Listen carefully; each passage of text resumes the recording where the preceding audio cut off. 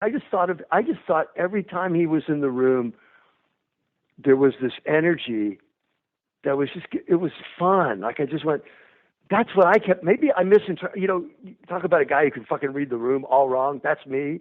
But what I read was Bob was ready to have fun, have a good time, rock, play some music, don't stress, no posturing.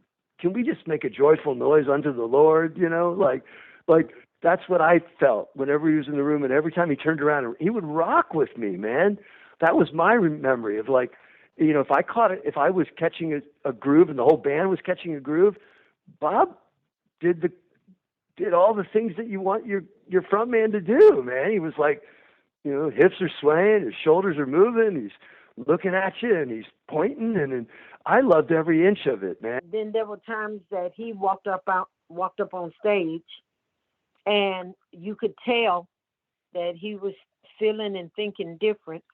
So I learned to watch his mouth and watch his feet, and that helped me as far as if he changed the phrasing of how he did a song, or he wanted the beat of the song to change or slow down or to speed up or to put another feel on it.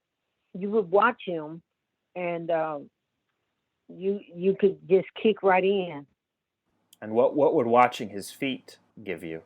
The rhythm of where he was going, and watching his mouth would help with the phrasing as far as if he was changing how he was phrasing something.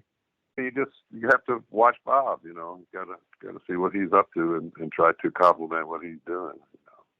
That's the whole game with Bob, is just to see where he's at, and try to feed off what he's doing, because that's what's going on. It's not what was played a year ago or even 10 years ago. It's what he's doing at that moment. You just got to pay attention.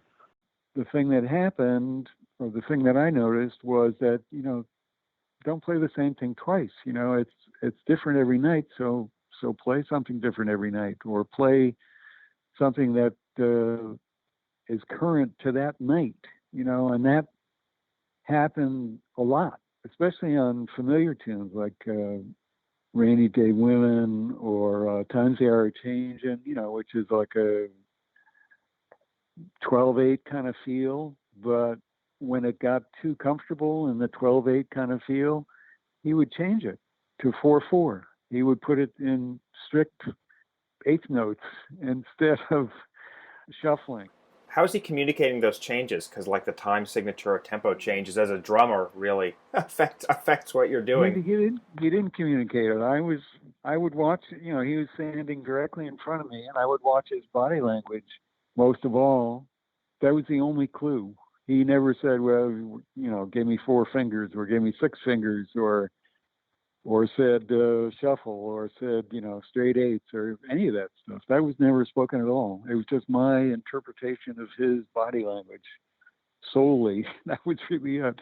And a lot of times, he didn't like the light, so it was hard to see him. At one point, about the 4th, 5th song, Tony Gagne comes, the light goes down, and Tony says, we got a folk song coming up. I don't think a saxophone would sound good.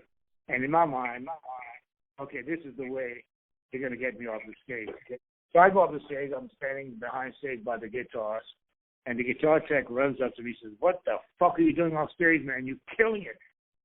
I said, well, Tony, he said, fuck, Tony. As soon as the light goes back down, you're going back on stage. He said, in the meantime, play the horn while they're playing, because Bob can hear you.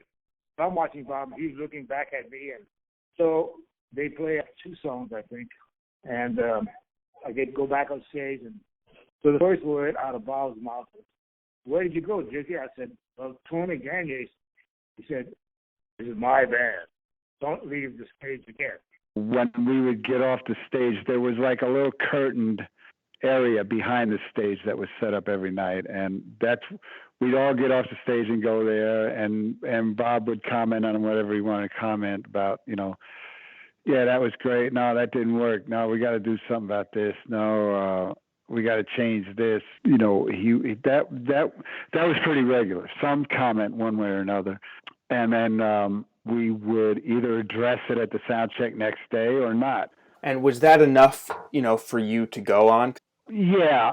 I mean, Bob can be mercurial for sure. You would think that you were giving him what he expressed that he wanted, and then the next day it could be the furthest thing from what he wanted that day, That would happen. But you just go with it. I think that could be frustrating, but you just, we can all be that way to some degree when you're trying to be a creative artist. Dylan, at some point, he told me, Freddy, you know what? Just don't learn the songs, which was fine with me. Ladies and gentlemen, please welcome the poet laureate of rock and roll, the voice of the promise of the 60s counterculture, the guy who first folk into bed with rock, who donned makeup in the 70s and disappeared into a haze of substance abuse, who emerged to find Jesus, who was written off as a has-been by the end of the 80s, and who suddenly shifted gears, releasing some of the strongest music of his career beginning in the late 90s. Columbia recording artist, Bob Dylan.